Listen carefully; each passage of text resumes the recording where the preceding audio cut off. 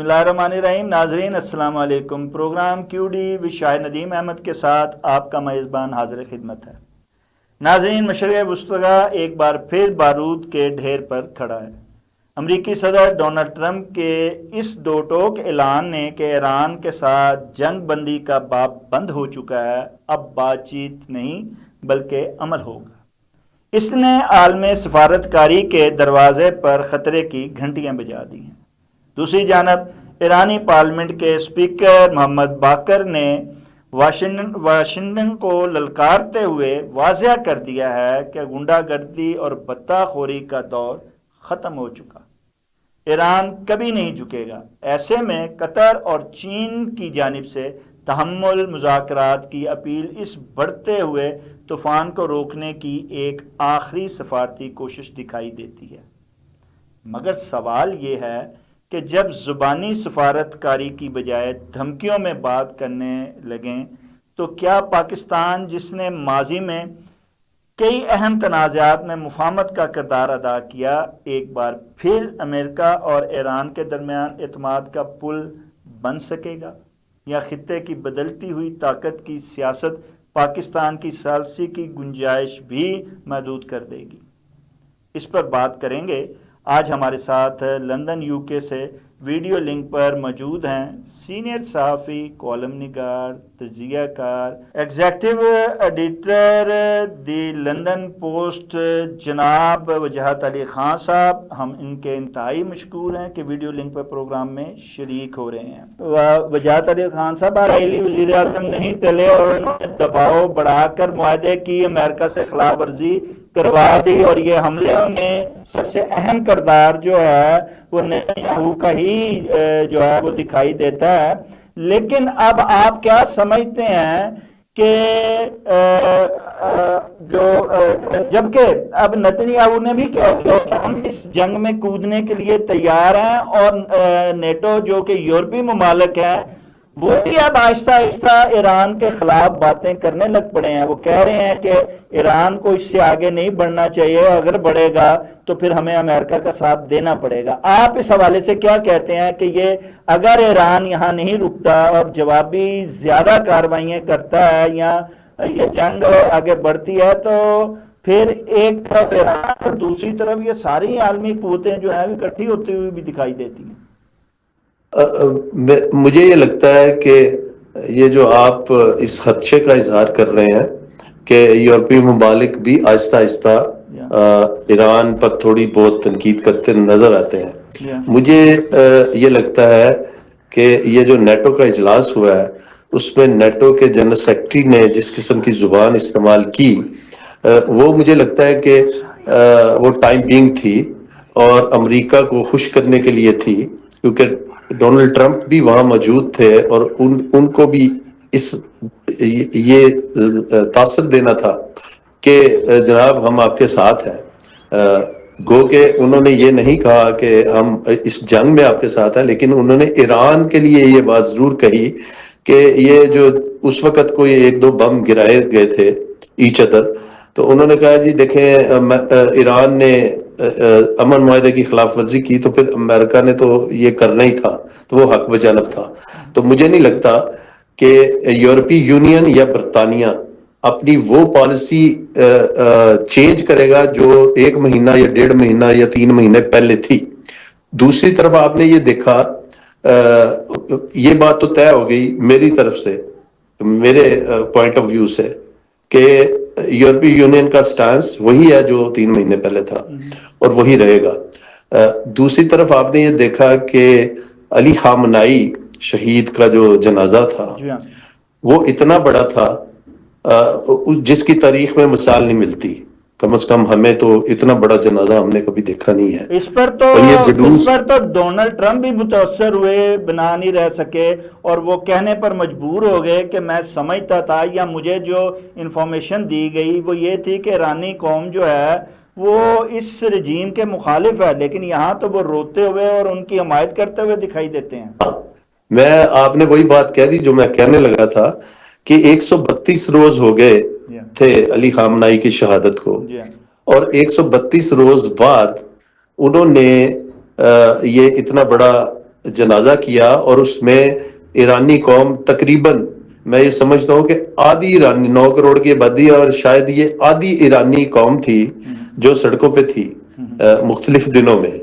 تو یہ ملینز کا جو اجتماع تھا اس نے ایک بات بالکل روز روشن کی طرح دنیا پہ عیاں کر دی کہ امریکہ اور اسرائیل جب حملہ آور ہوئے تھے ایران پر تو وہ اس بات پہ سب سے پہلا نقطہ ان کا یہ تھا کہ ہم یہ رجیم چینج کرنا چاہتے ہیں. تو 4 مہینے بعد دنیا نے یہ دیکھ لیا کہ رجیم تو وہی ہے اور وہی کنٹینیوٹی ہے اور اس میں ذرہ برابر بھی فرق نہیں آیا. اب یہ کہا جائے کہ کچھ کیونکہ یہاں پہ یہ باتیں ہو رہی ہیں کہ ایران نے بڑی سختی سے اپنی مخالف قوتوں کو جو اندرونی ان کے اپوننٹ ہیں ان کو دبا دیا ہے. تو یہ تو ہر ریاست کرتی ہے. اگر انہوں نے ایسا کیا ہے تو وہ حق بجانب ہے ایسا کرنے میں. تو ہر ریاست ایسا کرتی ہے لیکن اس کے باوجود اتنا بڑا اجتماع کر لینا انہوں نے یہ دنیا کو میسج دے دیا کہ وہ رجیم جس کو آپ یہ رجیم کہہ رہے تھے کہ ہم اس کو چینج کریں گے آج بھی ایرانی پبلک جو ہے پوری قوم جو ہے وہ اسی رجیم کے ساتھ ہے. نہیں اور آپ ان کا جو جذبہ جوش تھا خان صاحب آپ وہ بھی اوور ویلمنگ تھا. وجاہت علی خان صاحب آپ یہ سمجھتے نہیں ہیں کہ جو ان میں اختلاف تھے امریکہ نے امام خمینی کی شہادت سے ان کے سارے اختلافات بھی دور کر دیا اور اس قوم کو ایک دفعہ پھر یکجا اور متحد کر دیا. بالکل یہی میں اسی طرف آ رہا تھا کہ یہ ایک بہت بڑی بات ہے اور یہ ہم پاکستان میں عام طور پہ سنتے ہیں روزانہ کہ اندرونی محاذ پہ ہمیں مضبوط ہونا چاہیے. جو سیاسی قوتیں ہیں ان کو مل بیٹھ کے ایک لائحہ عمل تیار کرنا چاہیے بجائے اس کے کہ ہم آپس میں لڑتے رہیں. تو تاکہ دشمن کو ایک ایسا میسج دیا جائے کہ ہم ایک قوم کی طرح متحد ہیں. تو یہی میسج ایران نے پوری دنیا کو دے دیا اپنے اس خامنائی کے جنازے کا جلوس جو 5 دن بلکہ عراق بھی وہ گئے اور کروڑوں لوگ جو ہیں وہ اس موقع میں موجود تھے. اور اس قدر جوش و جذبہ دکھانا تو دنیا دیکھ رہی ہے نا. تو یہ تو بات طے ہو گئی کہ یہ رجیم جو ہے وہ چینج نہیں ہو سکی اور ایران کی پبلک جو ہے اسی رجیم کے ساتھ ہے اور اسی شیلٹر کے نیچے ہے. دوسری طرف اب یہ ہے کہ جو آج پچھلے 3-4 دن سے ایران اور امریکہ کے درمیان چپلش چل رہی ہے وہ مجھے لگتا ہے کہ بڑی جلد ختم ہو جائے گی کیونکہ دونوں فریقین جو ہے وہ یہ سمجھتے ہیں ان کو ادراک ہے اس بات کا کہ یہ جو نقصان ہو رہا ہے اب پہلے جو ہو چکا ہے لیکن اب ہم دونوں ممالک اس نقصان کے متحمل نہیں ہو سکتے.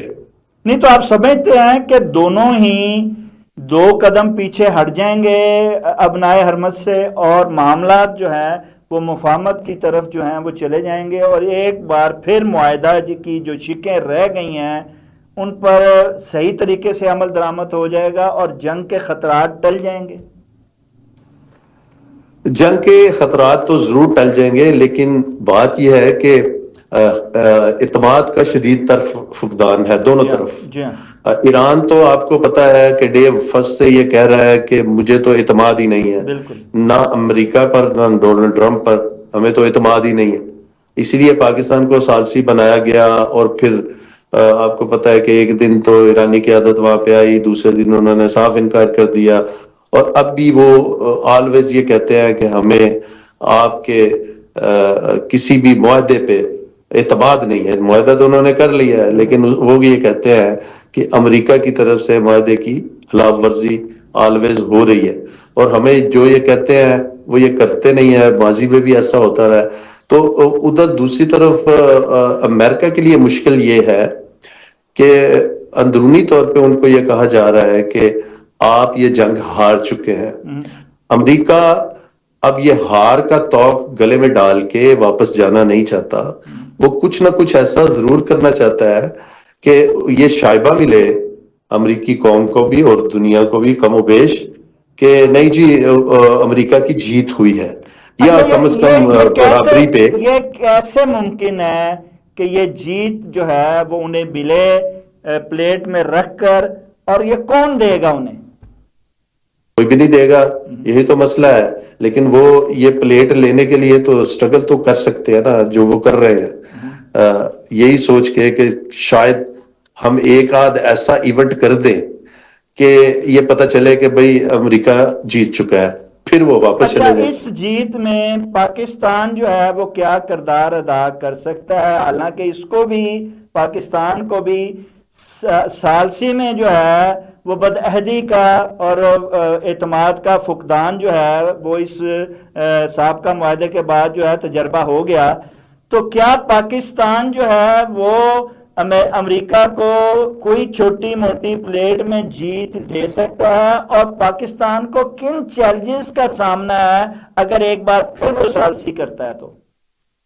دیکھیں, پاکستان کی تو سچویشن کوئی ایسی نہیں ہے کہ پاکستان تو ون ون سچویشن پہ ہے, کیونکہ امریکہ نے اگر کوئی گفتگو کرنی ہے تو پاکستان کے تھرو کرنی ہے, ایران نے اگر کرنی ہے تو وہ بھی پاکستان کے تھرو ہی کرنی ہے. تو پاکستان تو آلویز اپنا وینیو بھی پیش کرتا رہے گا اور اپنی سروسز بھی پیش کرتا رہے گا. آپ جانتے ہیں کہ ہمارے جو زعماء ہیں, سیاسی لیڈر ہیں, فوجی قیادت ہے, ان کے پہ در پہ درجنوں چکر ایران کے لگے ہیں, امریکہ بھی گئے ہیں.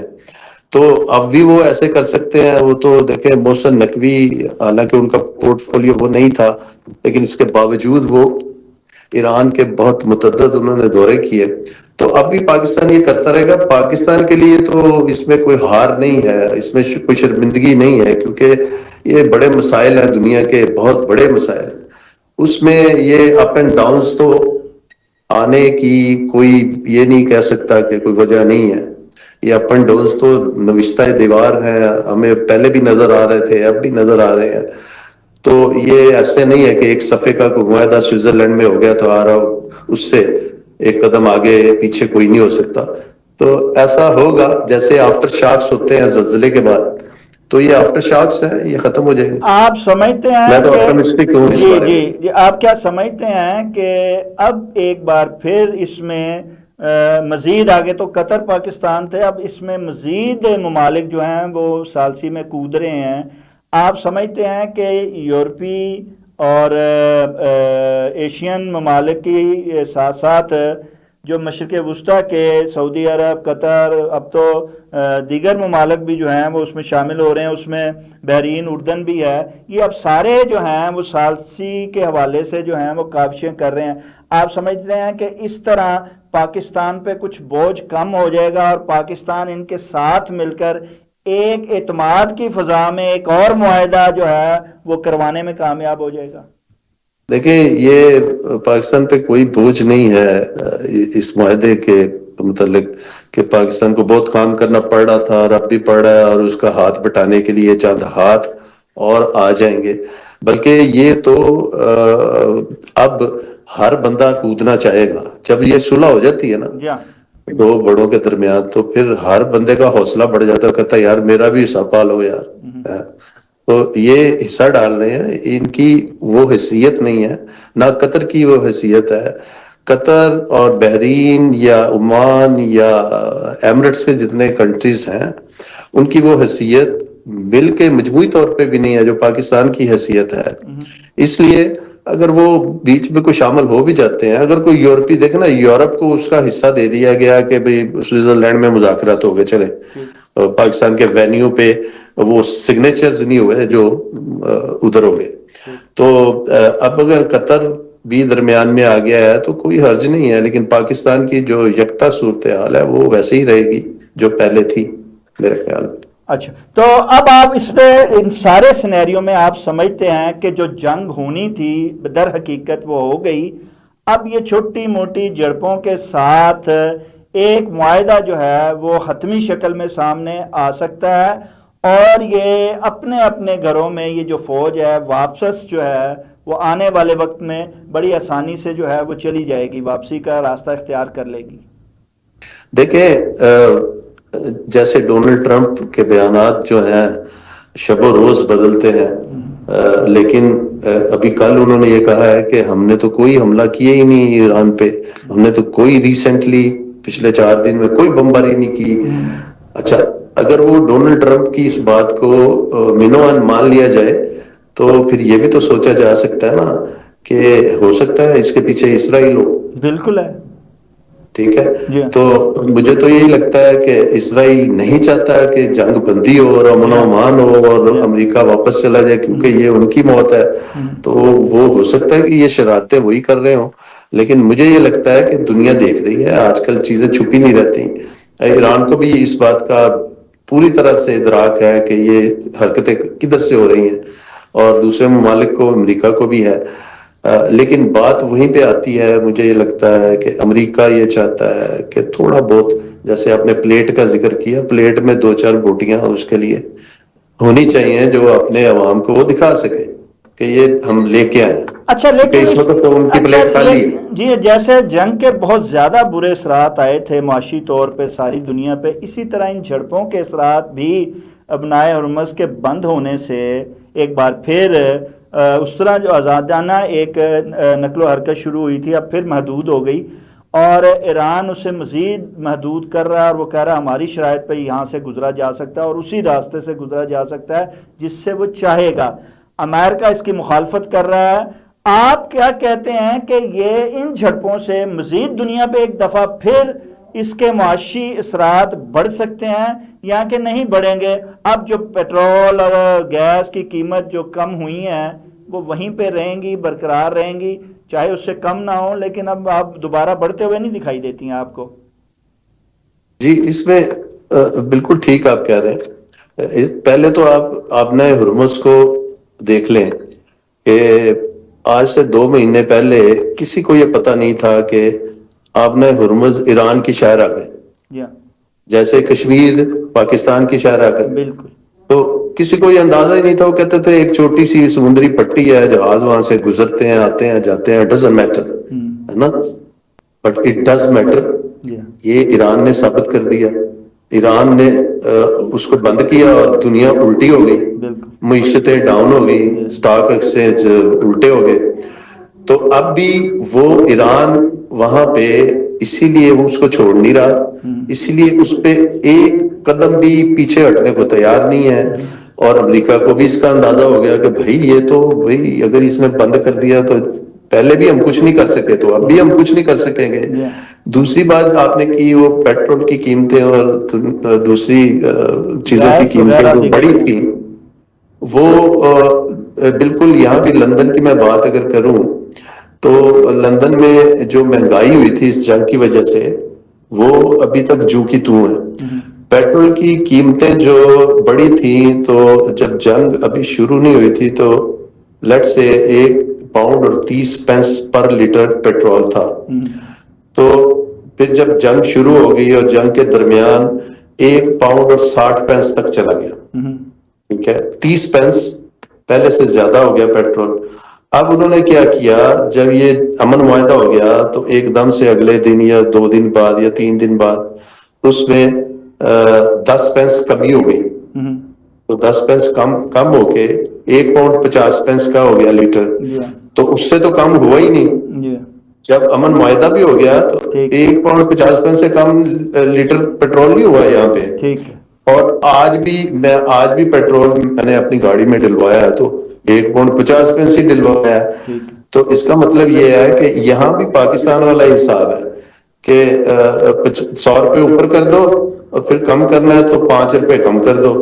تو باقی جو 95 تو وہیں پہ رہتا ہے. تو یہاں بھی وہی حساب ہے. تو وہ یہاں پہ بھی کوئی ایسی کمی نہیں ہوئی تھی. اس کا مطلب ہے کہ ہم ایمی خوش فہمی میں رہتے ہیں کہ بیرونی دنیا جو ہے وہ وقت کے ساتھ، برے وقت کے ساتھ وہاں قیمتیں بڑھتی ہیں اور اچھے وقت کے ساتھ پھر واپس آ جاتی ہیں. یہ پاکستان غلط فہمی میں ہی رہتا ہے کہ ہمارے ہاں نہیں ہوتی ہیں. تو پتہ یہ چلا کہ برطانیہ اور دیگر یورپی ممالکوں میں بھی یہی فارمولا جو ہے وہ یوٹیلائز ہو رہا ہے. دیکھیں یہ میں اتنا کہوں گا صرف کہ دور کے ڈھول سہانے ہوتے ہیں. ٹھیک ہے.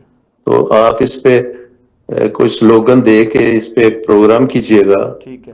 تو پھر میں آپ کو بتاؤں گا اچھا، اپنا اس میں آپ کی نچوڑ آمد کا فائدہ. زندگی کا ٹھیک ہے. کہ آپ کو پاکستان میں رہنے والوں کو کیا کیا غلط فہمی ہوتی ہیں یورپ کے بارے میں. ٹھیک.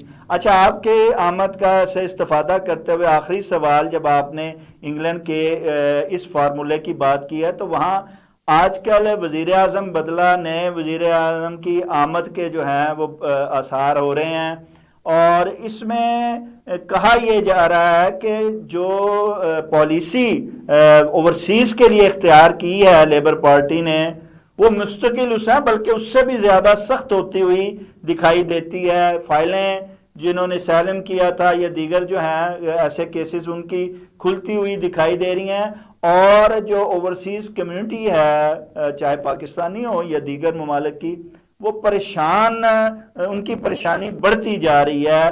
جو محترمہ شبانہ صاحبہ اور دیگر قیادت جو ہے، یا آنے والے وزیر اعظم کے بیانات بھی اس حوالے سے آ رہے ہیں کہ وہ اس پالیسی کو جوں کا توں بلکہ اس سے بھی زیادہ سخت قانون سازی کرتے ہوئے اپیل کا حق بھی اور ہر طرح کی فیصلہ سازی کو منتقل کرنے کا بھی اختیار ختم کرتے ہوئے بات کرتے ہیں۔ آپ کیا سمجھتے ہیں کہ ایسے ہی اثار ہیں کہ، یا آپ سمجھتے ہیں کہ نہیں، نئے وزیر اعظم کے ساتھ پالیسی بدل بھی سکتی ہے اور اوورسیز کو سکون کا سانس مل بھی سکتا ہے؟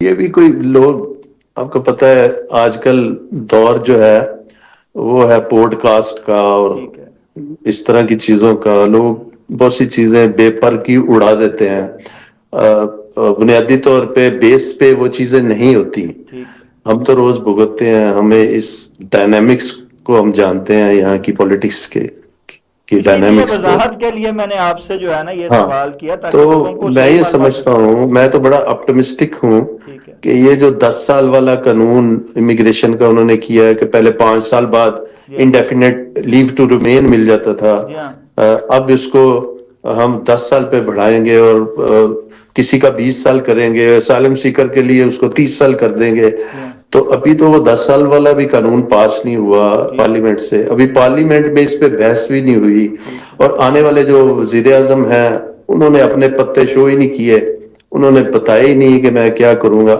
یہ جو چیزیں ہیں یہ صرف اس لیے منظر عام پہ آ رہی ہیں، یا پاکستان میں یا برطانیہ سے باہر جتنے ممالک ہیں جہاں سے لوگ یہاں پہ آتے ہیں، اسائلم لیتے ہیں یا وزٹ ویزے پہ آتے ہیں یا اسٹوڈنٹ ویزے پہ آتے ہیں، ان کو یہ اس لیے خطرناک لگ رہا ہے کہ یہ جو پچھلے چند ہفتے پہلے جو الیکشن ہوئے ہیں بلدیاتی، اس میں ایک فار رائٹ کا جو بندہ ہے جی ہاں، وہ بہت سی سیٹیں لے گیا، جو یہ کہتا ہے کہ ہمیں امیگرنٹس چاہیے ہی نہیں، بلکہ وہ تو اس حد تک اس نے کہا کہ جن کو برٹش نیشنلٹیز مل چکی ہیں ان سے واپس لی جائے، ان کو واپس بھیجا جائے اپنے ممالک میں۔ جی ہاں، تو اس طرح کی جو انتہا پسند سوچ ہے، انہوں نے ایسی سوچ دی، تو یہاں پہ جو فار رائٹس کو پسند کرنے والے لوگ ہیں